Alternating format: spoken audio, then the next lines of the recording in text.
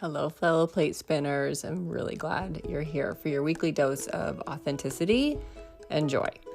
I'm Selena Johnson and your guide through this chaos of busy lives. In each episode, we unpack real tools to conquer overwhelm and dodge burnout. It's all about creating space for what truly matters.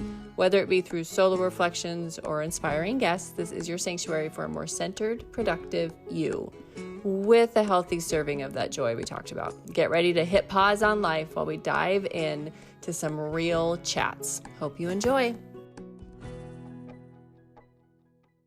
Okay, U, the letter U we are on in the word pause, the acronym that I use. So U is for understand what's next.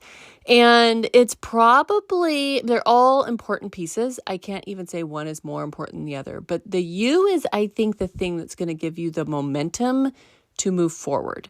And so you've paused, you've reminded yourself of what you're in control of, and then you are now going to start taking action. And I don't know about you, but this is a good place to be. This is the place I like to be, where I'm like doing something. I'm much better when I'm doing. And so I'm going to walk you through today really what my process is for what that phrase means, understand what's next, and then give you some kind of tactical tools that you can hopefully take. So this is one where if you're listening, and have an opportunity to take notes, this might be a good one to do that. I also have a free worksheet, if you will, that can take you through the same process, and you can find that at my Instagram. When I'm recording this, I feel like it needs to be said that we are in the works of the website, which is very exciting. So soon it'll be out on my website, but until then I'll have it in my Instagram. And this is what I want to say. Okay, so when you're in that state of overwhelm, you've paused and you have taken control of what you can, or you've reminded yourself of what you can control. There's still this element where the stuff is still there, right? So I know very often, we were taught like count to 10. And so you would count to 10. And then when you're done, you're in the exact same position you were. And what I want to do is provide you a tool to move beyond that. And so what we're going to do is we're going to dissect what is in your bucket. We've talked about it before, but we have a tendency to throw all the things in one bucket. That's what leads to that feeling of overwhelm. So we're going to take that apart, and we're going to dissect it, and we're going to make it bite-sized pieces, okay? So the first thing you need to do is you need to get out a sheet of paper, or if you're using the worksheet, you will dump everything out of your brain. You're doing a brain dump. We call it that. It is a really healthy thing to get in. Like, it's so good to do this at the end of your day when you're starting to feel stressed about what the things you didn't get done or what you need to get done tomorrow. It's really good to do this in a state of overwhelm when you're going to dissect and try to figure out what you're supposed to really be doing next. It's also really good to do at the beginning of a day when your brain's kind of like in a really, I don't know about you, but I think best in the beginning of my day. So I'm remembering all the things. It is also just, even when you've just got too much in there, like you maybe aren't overwhelmed, but you're just like, I don't know what to do first. You are going to do this. So brain dumping is exactly that. I don't want you right now in this part of the process to overthink it. I don't want you to put it in any consecutive order. Keywords are enough, right? The word laundry, you can do something that's business related. You could do something that is family related, something that is household related. You keep wanting to try making that new bread, and every weekend you forget to do it, but it never makes it to a list. I mean, whatever the thing is, right? We've all got those things, little and big, that are up inside our noggin and are taking up space. So this is a really good time for you to, if you're going to do it with me along right now, which I would love for you to do, to push pause, go do your brain dump, and get out as much as you possibly can. Every little thing, okay? So push pause and go do that. All right. So hopefully you're back now with this list, or you are, planning to make your list, but hopefully you've come back and you've got a list in front of you of everything that's in that sweet head of yours. Now comes the fun part. So I like to do a process called do, delegate, drop.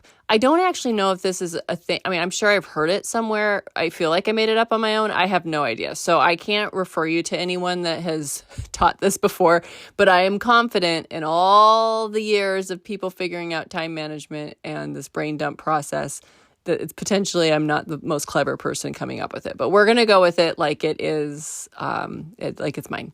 So do, drop, delegate. So the first things that you want to do is you're going to go through. Now, I like color.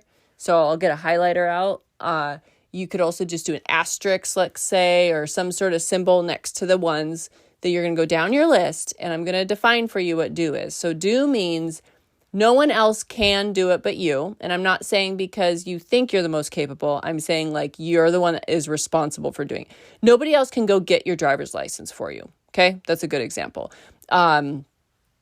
I have a podcast, so I can't have somebody else record the podcast, right? Like those are things that I need to do. They are specific to me. And I want you to go through and with a very critical eye, only mark the ones that you can do. Also, along those lines, only mark the ones that must be done ASAP, okay? So some of the things could sit on your list for a little bit. That's okay. But what you want to do is you just really want to identify for yourself, what do you need to move forward? Okay. So that's your do. I think I've explained it here clearly, but you're always welcome to send me a message if you have any question on that. But what is for you to do and what is for you to do now? Okay. So you're going to go through, you're going to mark that and identify the hot things, the important things, and the things that nobody else can do for you. All right. Now you're going to go through and you're going to do delegates. Okay. So delegate is, and this is the magic right here, guys. I'm going to tell you, I had a hard time for a long time really understanding what delegation means. So I'm going to talk about it here. Delegation is where you can outsource. That's the best way to phrase it. Now, there's a lot of reasons you should delegate. Not only is it for you to feel better, which is I used to not delegate because I thought the only reason was it would make me feel better. And then I didn't think that was fair to the people around me. But this is the fact. The other thing that is important about delegation is that is the avenue to which you empower those around you to do for themselves, to be helpful, to feel useful, right? All the things we love. Like it feels good when somebody asks us for help, I think. And how can you turn that around and ask somebody else for help? And also it just builds community, it builds connection, it helps develop skills. It's such a beautiful thing. So what you're going to go through now is you're going to go through your list and with a different symbol or different highlight color or whatnot, you're going to mark the delegations. Now, delegations, I'm going to give you some examples. So I believe a good form of delegation is maybe I need to go grocery shopping, but maybe that delegation is I use Instacart. Okay. So that's, or pickup delivery or whatever the thing is, pick up your groceries, whatever that is. So, so that's one option, right? So that's a version of outsourcing that doesn't actually require somebody else to do it for me, but I can do it in a way that's going to take a load off. Okay, so that's one version. But also I love talking about, and I'm not the best example of this because I tend to, this is the one I tend to give into, so I need to be very upfront about it, but it is a good example of things done around the house, right? So maybe your kids are older. Mine are starting to get into that window where I really need to make them more responsible for things. So that's why I'm saying I'm not very good at it today. But let's say laundry needs to be folded. Let's say that's on your list. It was on your list.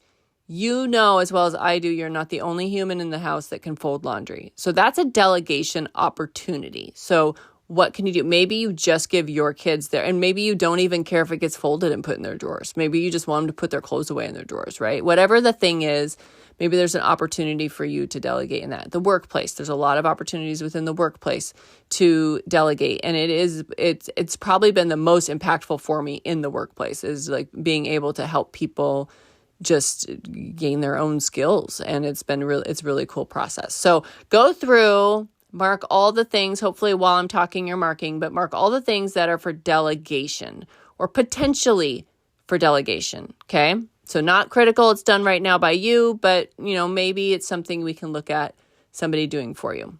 I have a virtual assistant. So when I'm going through my list and I'm feeling overwhelmed, is there something I could actually have them do with the time that I hired them to do that? Okay, so that's an option. All right, the last thing is drop. And this is, I think, the most freeing, the funnest part of the do, delegate, drop.